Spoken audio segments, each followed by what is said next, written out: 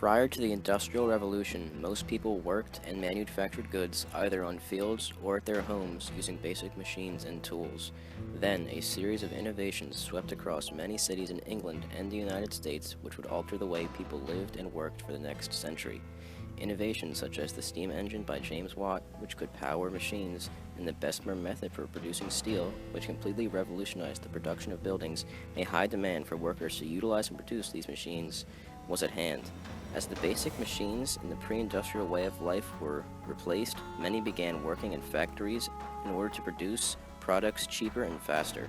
Also, inventions such as the steamboat made it much easier to deliver the goods by being mass-produced by the new factories. The society in the Industrial Revolution.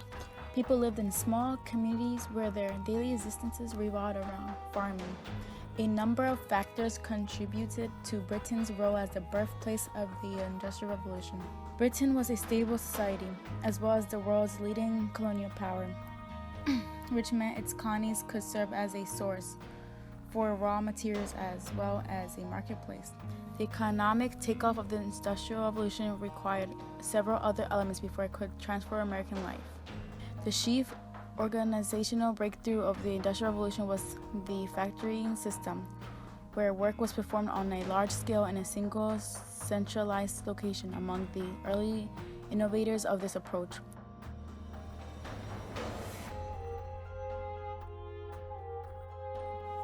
The Industrial Revolution made drastic changes on the lives of individuals. Two classes that benefited from it were the middle and upper classes. These two classes were composed of people that had wealth and success. Even though most could afford goods anyway, the prices lowered even more, so that those who could not afford them before could now enjoy the comfort and convenience of the new products being made. Also, the Industrial Revolution had a lasting effect on class structure, urbanization, and lifestyle. Although many rural areas remained farming communities during this time, the lives of people in cities changed drastically. The new industrial labor opportunities caused a population shift from the countryside to the cities. New factory work led to a need for a strict system of factory discipline. Also, the roles of women were greatly impacted as more and more women began to work in factories instead of staying home. As a response to the Industrial Revolution, something known as the Romantic movement arose.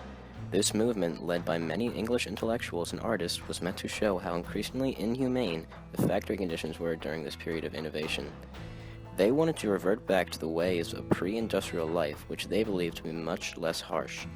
In fact, there were various revolts of violence against what they believed to be the mechanization of life. Another group of protesters, known as the Luddites, were textile workers during the Industrial Revolution in Great Britain. They protested the development of machines which threatened to make their jobs obsolete. Various protesters, such as the ones in Yorkshire, involved many Luddites destroying several machines. Even to this day, the word Luddite is referring to one against new technology.